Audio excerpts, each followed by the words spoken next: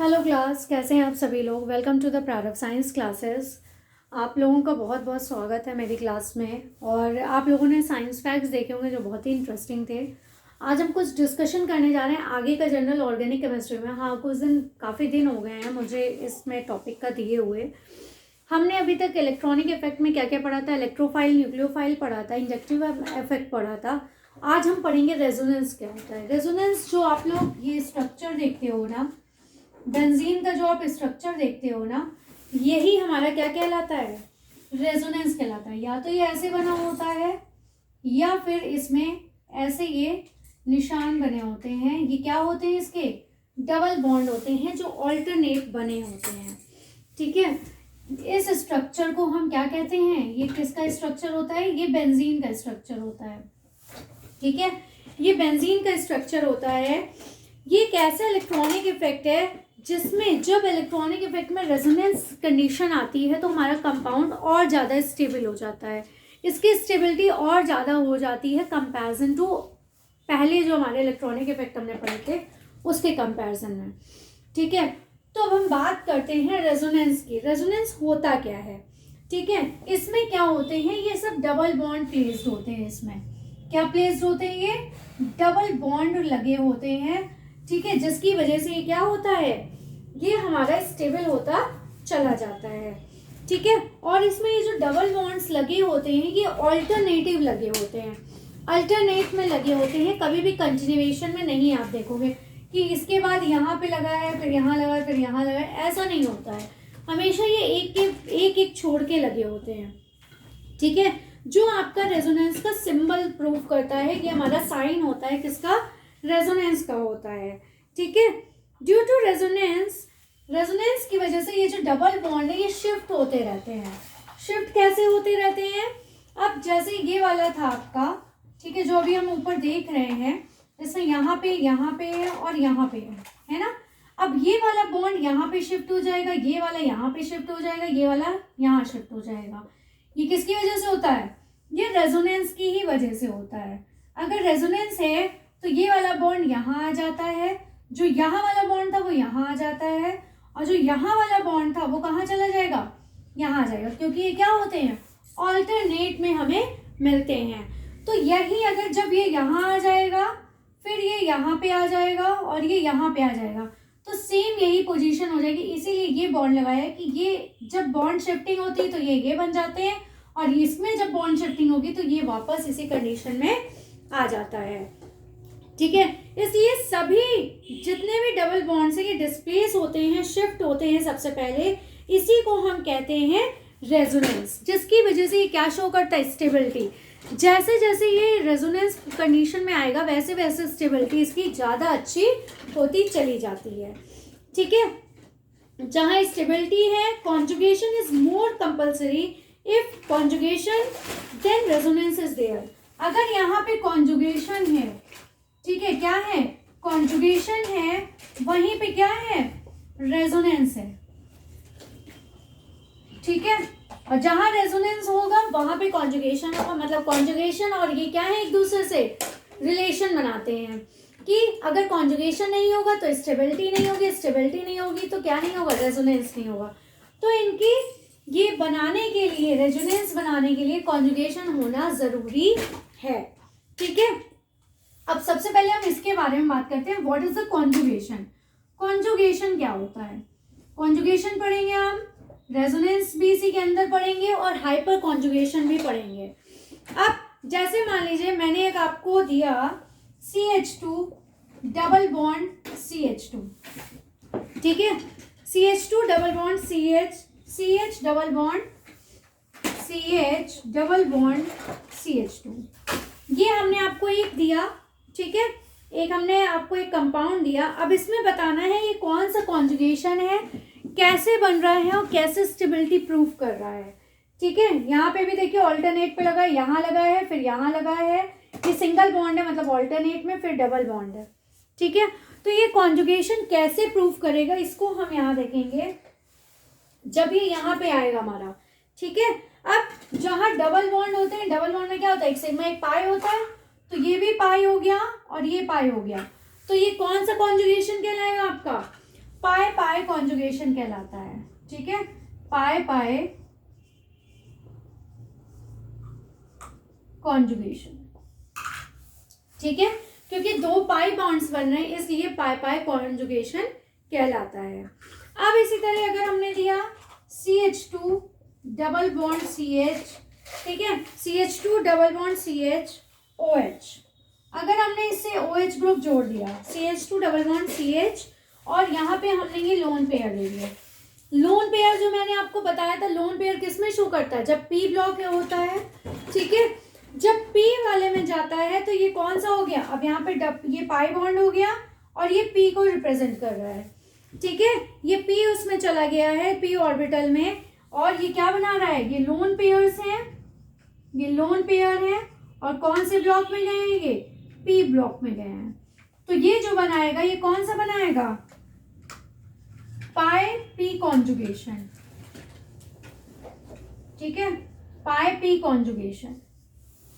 ठीक है, इसको हम P पाई भी कह सकते हैं, वैसे तो इसका सुटेबल नाम जो पढ़ते हैं वो P पाई कॉन्जुगेशन पढ़ते हैं। ये दो कॉन्जुगेशन बनेंगे क्योंकि जहां पे भी लोन पेयर शो करेगा मतलब P ऑर्बिटल में वो जा रहा है, और जब P ऑर्बिटल में जा रहा है और विद डबल बॉन्ड है तो कौन सा शो करेगा, ये पाई को शो करेगा, जिसकी वजह से ये पाई बॉन्ड और लोन पेयर के साथ बना के P पाई कॉन्जुगेशन बना लेगा।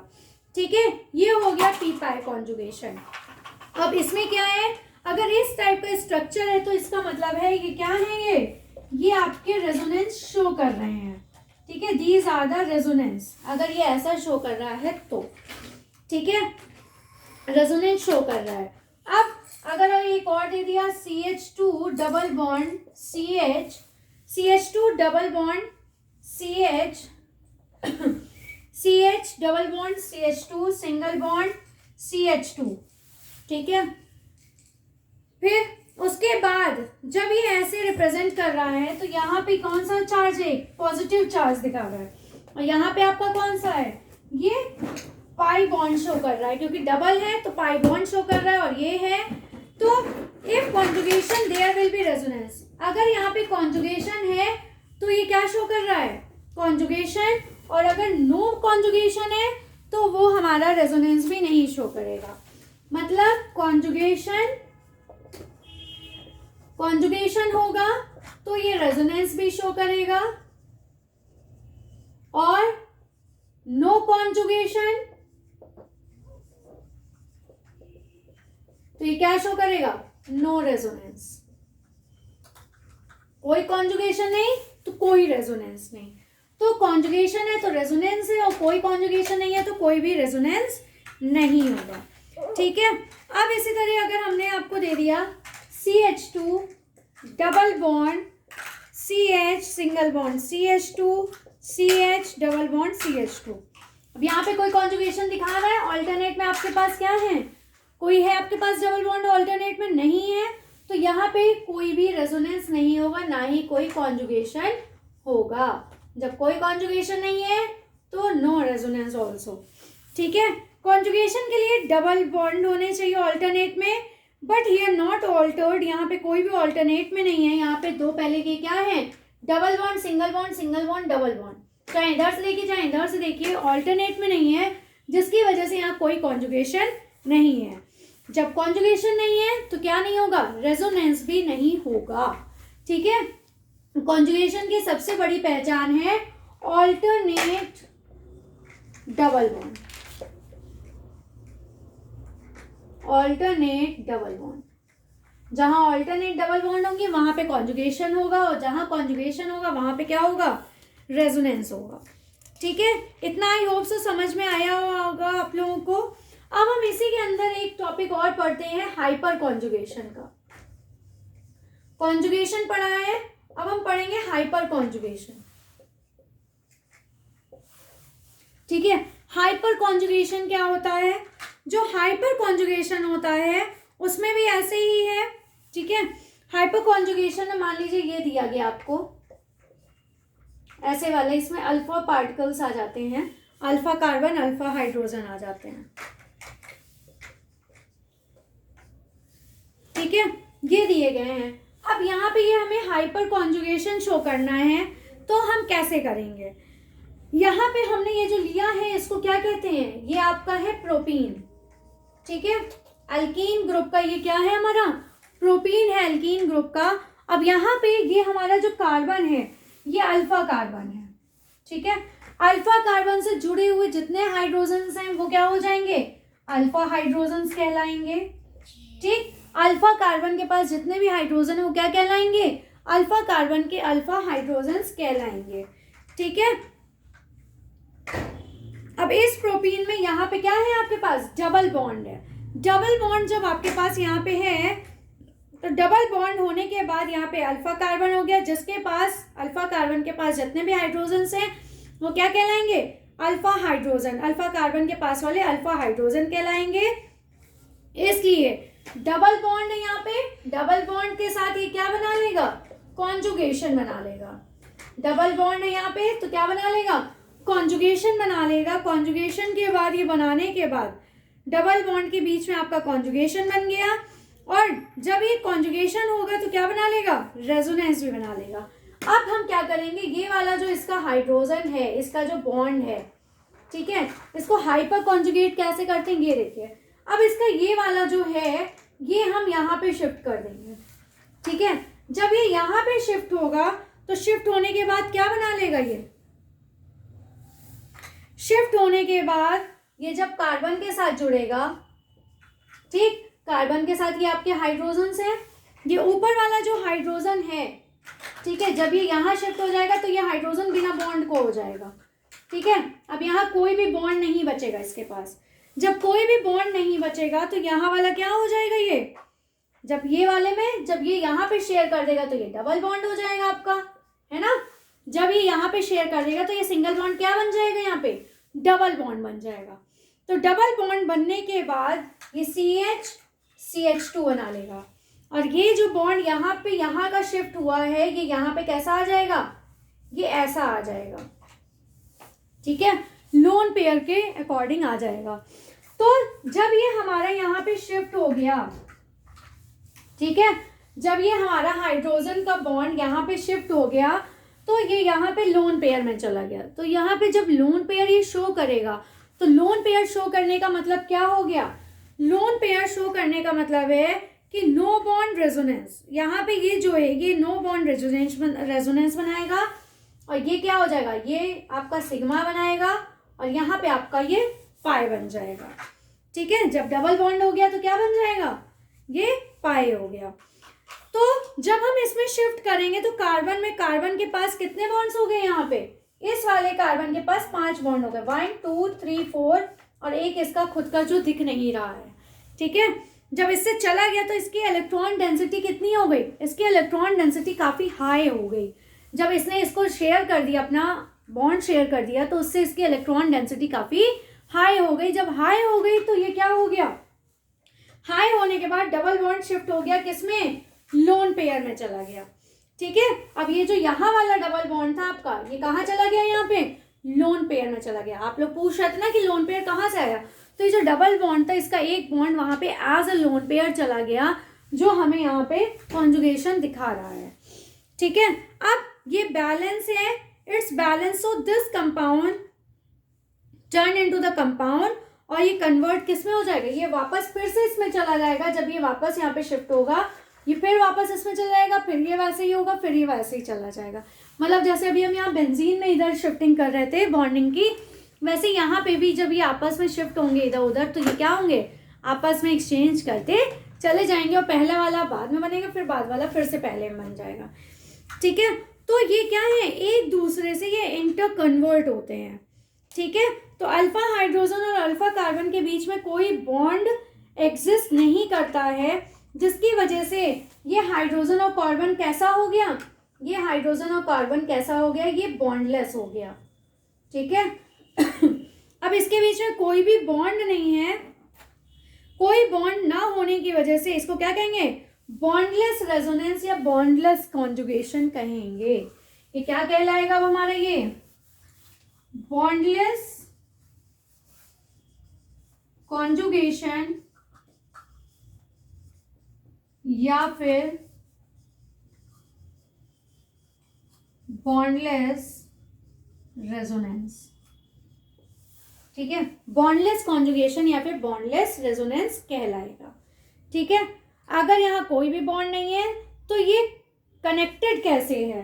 आपने क्वेश्चन ये नहीं पूछा कि अगर मैम यहाँ से हमने बॉन्ड हटा दिया तो ये यहाँ से हट जाना चाहिए ना, ये जुड़ा कैसे है? आखिर ये जुड़ा ऐसे है। अब हम इसके बारे में बात करते हैं कि अब इसमें से इलेक्ट्रॉन जब दोनों के बीच से निकल गए, ठीक है, जब इलेक्ट्रॉन इनके बीच से निकल गया, बॉन्ड हट गया इसके बीच से, ये बॉन्डलेस रेजोनेंस और बॉन्डलेस कॉन्जुगेशन हो गया, तो अब ये जुड़े कैसे हैं?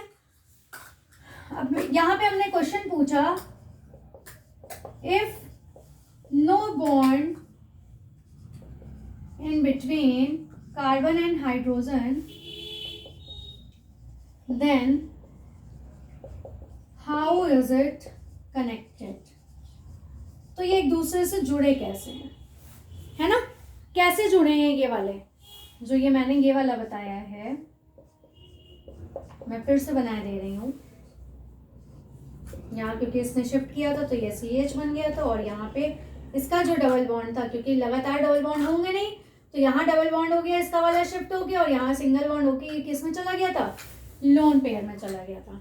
ठीक है, तो ये क्या करता है, जब इसके इलेक्ट्रॉन्स निकल गए तो यहाँ पे एक चीज अभी भी एग्जिस्ट कर रही है, दैट्स कॉल्ड द ओवरलैपिंग। वो क्या है जो एग्जिस्ट कर रही है? वो है हमारी ओवरलैपिंग। ठीक है, जब इसमें से इलेक्ट्रॉन निकल गए हमारे, तो इसमें क्या बचा? ओवरलैपिंग अभी भी एग्जिस्ट कर रही है, क्योंकि इसमें से सिर्फ इलेक्ट्रॉन डीलोकलाइज्ड हुए हैं, लेकिन ओवरलैपिंग अभी भी एग्जिस्ट कर रही है। इलेक्ट्रॉन हमारे क्या हो गए हैं?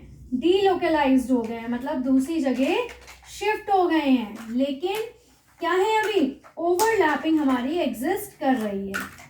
Overlapping exist. ठीक है, ओवरलैपिंग अभी भी एग्जिस्ट कर रही है। ठीक है, जिसकी वजह से ये कंपाउंड क्या हो गया? हाइपर कॉन्जुगेट हो गया, और इसकी स्टेबिलिटी हमारे उससे ज़्यादा है, ये मोर स्टेबल है, इसकी स्टेबिलिटी इससे भी कहीं ज़्यादा है, जो अभी हमने ऊपर पढ़ा था। ठीक है, तो ये काफ़ी स्टेबल हो जाते हैं जब ऐसी सिचुएशन या कंडीशन में आते हैं। ठीक है, तो ये था हमारा कॉन्जुगेशन, जिससे रिलेटेड हमारा रेजोनेंस होता है, ये कैसे आपस में इंटरकनेक्टेड होते हैं ये भी मैंने बता दिया है। अब सिर्फ एक टॉपिक हमारा बचा है, वो हम नेक्स्ट क्लास में डिस्कस करके इस चैप्टर को क्लोज करेंगे। ठीक है, इसमें कुछ हमारे एक और एप्लीकेशन स्टेबिलिटी ऑफ एल्कीन, वो भी देख लीजिए कैसे होती है, एल्कीन की स्टेबिलिटी कैसे होती है रेजोनेंस में, ये भी बता देती हूँ। ठीक है, अब स्टेबिलिटी ऑफ एल्कीन क्या होती है देख लेते हैं हम। स्टेबिलिटी ऑफ एल्कीन, अब एल्कीन की स्टेबिलिटी कैसे होती है देखते हैं। इसके कुछ कंपाउंड्स पहले हम एग्जाम्पल लिखते हैं। ठीक है, CH3 single bond CH double bond CH2, एक ये हो गया। दूसरा हमारा हम ले लेते हैं CH3 सिंगल बॉन्ड CH, ठीक है, CH3 single bond CH double bond CH3 और CH3। ठीक है, नेक्स्ट क्या है हमारा?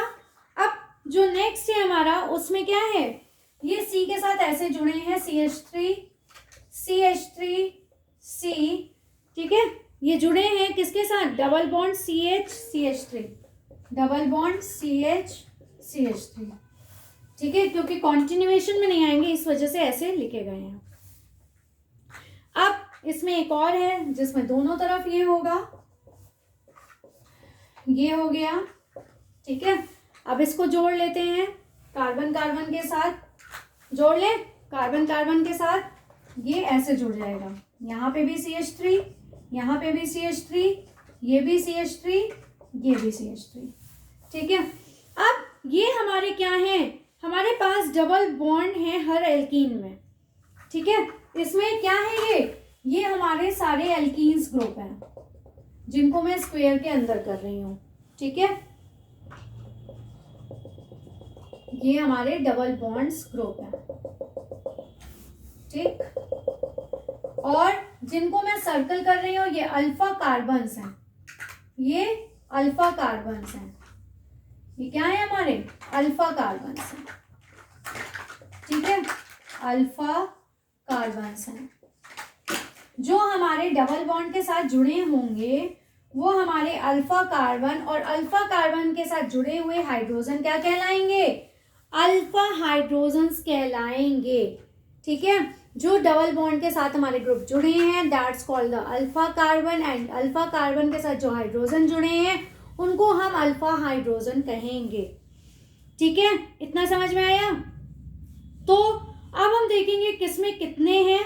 जितने ज्यादा अब क्या है, जितने अल्फा हाइड्रोजन्स होंगे उतनी ज्यादा क्या होंगे, कॉन्जुगेशन, हाइपर कॉन्जुगेशन होगा, और उतनी ज्यादा क्या होगी, स्टेबिलिटी होगी, ठीक है। अब हम ये देखते हैं कि कितने कहाँ क्या ज्यादा है।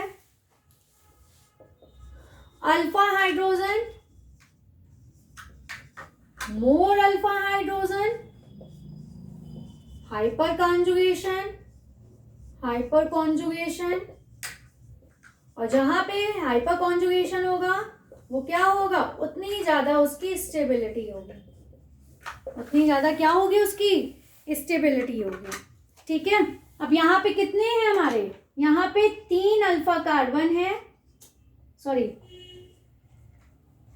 अल्फा कार्बन है, और यहाँ पे कितने हैं ये 3 हैं, कितने हैं ये हमारे 3 हैं, 3 अल्फा हाइड्रोजन्स हैं, 3 अल्फा हाइड्रोजन, और इसमें कितने हैं 2 कार्बन है यहाँ पे, तो कितने हो गए यहाँ पे 3 3 6 अल्फा हाइड्रोजन है। यहाँ पे कितने हैं 1 2 3 मतलब 9 अल्फा हाइड्रोजन है। यहाँ पे कितने हैं, ये 12 अल्फा हाइड्रोजन है, ठीक है। ये हमारे अल्फा हाइड्रोजन से जिसके अकॉर्डिंग ये क्या है, स्टेबल है। जितने ज़्यादा हमारे हाइड्रोजन्स होंगे उतनी ज़्यादा इनकी स्टेबिलिटी होगी। तो अगर इनसे इनकी स्टेबिलिटी कंपेयर की जाए तो फोर्थ वाले की सबसे ज़्यादा होगी, उसके बाद थर्ड वन की होगी, क्योंकि क्या है ये फोर्थ वाले की कितनी है 12 है, इसकी 9 है, इसके बाद 6 है, इसके बाद फिर 3 है, ठीक है। तो ये इनकी स्टेबिलिटी कंपेयर करने में ऐसे हमें पता चलेगी। तो ये था हमारा रेजोनेंस, जो हमने बहुत ही उसमें बताया है, बहुत ज़्यादा डिफाइन नहीं किया है क्योंकि इतना समय आप लोगों के पास नहीं है और आपके बोर्ड शुरू होने वाले हैं, ठीक है। तो बस एज अ रिवीजन मैंने आपको बता दिया है, इसको अच्छे से करिए। Please like share and subscribe my channel. Thank you and take care class.